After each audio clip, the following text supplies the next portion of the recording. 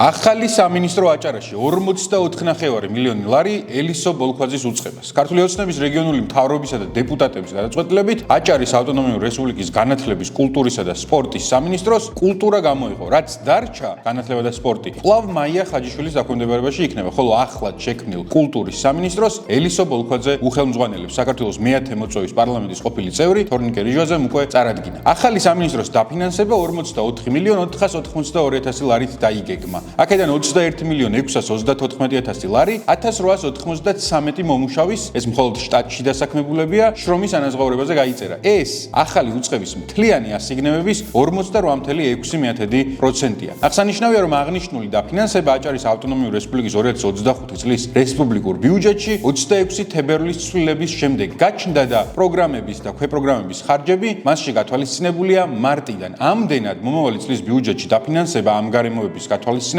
კიდევ უნდა გაიზარდოს. ეს გამოყოფა კი ჯამში განათლებაზე, კულტურაზე და სპორტზე გამოყოფილი თანხების რაოდენობას ზრდის. თავიდან, ანუ წლის დასაწყისში განათლების, კულტურისა და სპორტის დაფინანსების მიზნით გათვალისწინებული იყო 154 მილიონი ლარი და აქედან 35.7 მილიონი ლარი შრომის ანაზღაურებისთვის. რაც დარჩა, ანუ განათლებისა და სპორტის სამინისტროს ბიუჯეტი 116 მილიონი ლარით განისაზღვრა. შრომის ანაზღაურებისთვის 15 მილიონ ლარზე მეტი. რაც გამოეყო იმ სამინისტროს კი 44.5 მილიონი ლარი მიეცა. თუ დავაჯამებთ, ვნახავთ, რომ ორივე სამინისტროს შემთხვევაში მთლიანი დაფინანსება უკვე 103.802.000 ლარია, რაც 6.800.000 ლარით აღემატება წლის დასაწყისში სამივე მიმართულებაზე გამოყოფილ თანხას. ორი სამინისტროს მომუშავეების შრომის ანაზღაურების მოცულობაც გაიზარდა 1.266.000 ლარი. რაც ამ ეტაპზე ზუსტად ვიცით არის ის, რომ ელისო ბოლქვაძეს ეყოლება 4 მოადგილე. ეს განსაზღვრულია დადგენილებით სამინისტროს დებულების დამტკიცების შესახებ, რომელიც ძალაში მიმდინარე წლის 1 მარტიდან შევიდა. უფრო მეტი დეტალი შეგიძლიათ იხილოთ ჩვენ სტატიაში, გამოიწერეთ ჩვენი გვერდი და დაელოდეთ სხვა გადამოწმებულ ფაქტებს.